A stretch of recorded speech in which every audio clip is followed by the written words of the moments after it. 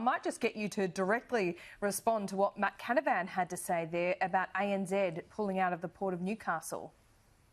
Well, it's not the role of ANZ to manage the risk to the Australian economy. That's the role of the Australian government. They should be working on solutions that will diversify our economic base in areas like the Hunter to make sure that instead of losing jobs that are impacted by these global megatrends, that we're creating new jobs, new industries and new opportunities. That's one of the reasons the New South Wales government has created a renewable energy zone in the Hunter, because we want to grab the opportunities that moving to cheap, reliable, clean energy will bring to industry and to creating jobs and to underwriting our prosperity. That's not the role of ANZ to fix those problems. That's the role of government. Well, surely ANZ, as one of the big four banks, does have some kind of moral obligation, don't they? And what happens to those 9,000 jobs? Are they at risk? Well, Laura, let's stop kidding ourselves about this. ANZ is a private company. Their fiduciary duty is to their shareholders and to those people that give them their deposits. They've got to manage those risks. That's their responsibility. The responsibility to manage the risk to the Australian economy posed by things like climate change is that of the Australian government and that of governments like the New South Wales government. We're doing it here in New South Wales, and rather than blaming private companies for what they are or are not doing, we should be putting in place the policy settings to ensure that we're able to diversify our economy, protect jobs, create new industries and grab these immense opportunities that are arising. Do you know what particularly aggravated ANZ in terms of the Port of Newcastle's activities? No, I'm not aware of that, but climate risk is business risk. They've got to make good bets with their shareholders' money and those that millions of families that lend their money to the ANZ Bank. They've got to make sure that they're not putting those investments at risk. So what do you suspect it is? I mean, I don't know why ANZ has made this decision. It says it doesn't discuss these issues publicly, but I suspect the Port of Newcastle is just one of those bodies that's involved in the export of coal. Would that have been the problem? I mean, it doesn't produce coal, does it? Well, I'm not sure what the thinking is behind the ANZ's decision, other than to say that climate risk does impact on their investors and their shareholders, and they're trying to manage that risk. That's their business. Yeah. The role of government is to manage the risk to the Australian economy, which is exactly what we're doing here in New South Wales. But, Minister, isn't it a bit of a problem and a little bit ominous if ANZ is pulling out of a company that doesn't produce coal? It just facilitates in our export activity.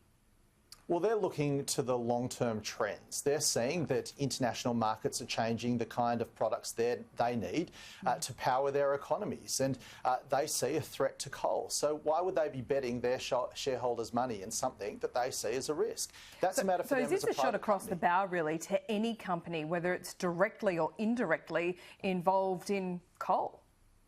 Well, I don't think so. I think this is a private entity making a decision about the risk that they're willing to bear. That's a matter for them.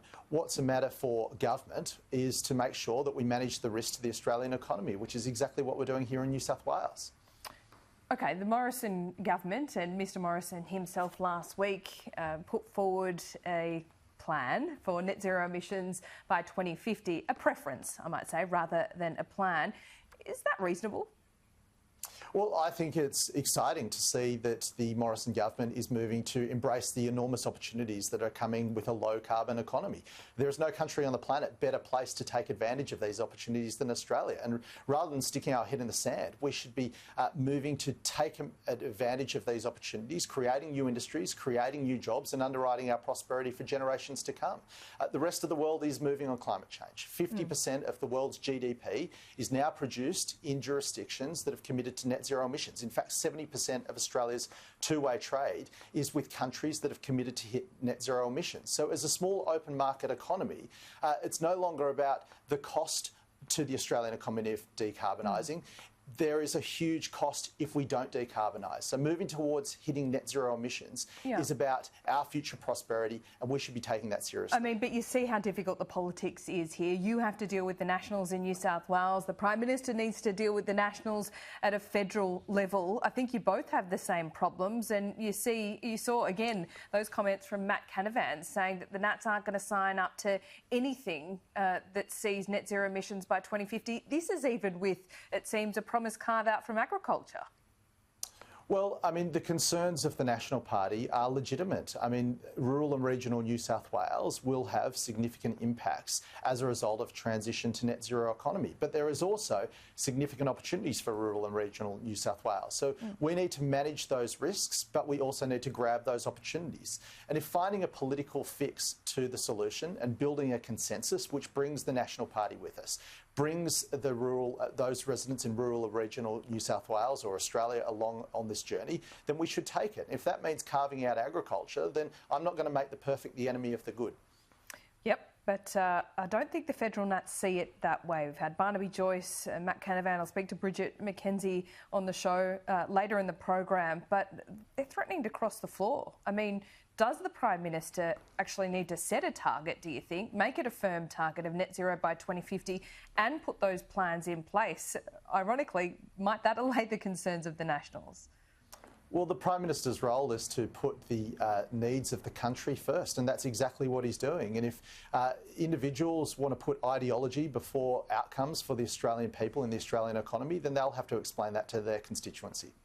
I mean, we've been having this debate, Matt Kean, for it feels like 2 decades, and there's been, I guess, 25 iterations of climate change policy, and this is a failure of really both sides, all sides of politics, that they haven't been able to capture the electorate as a whole and bring them along on this journey.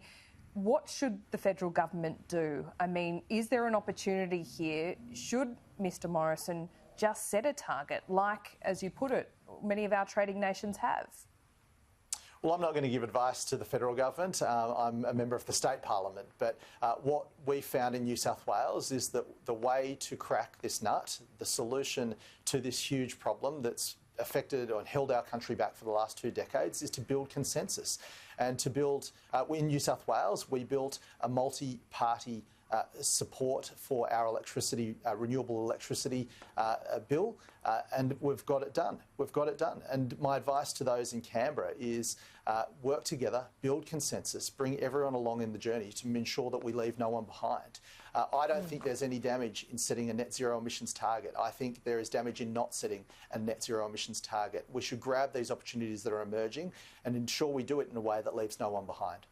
Matt Kean, appreciate your time. Thanks, Laura.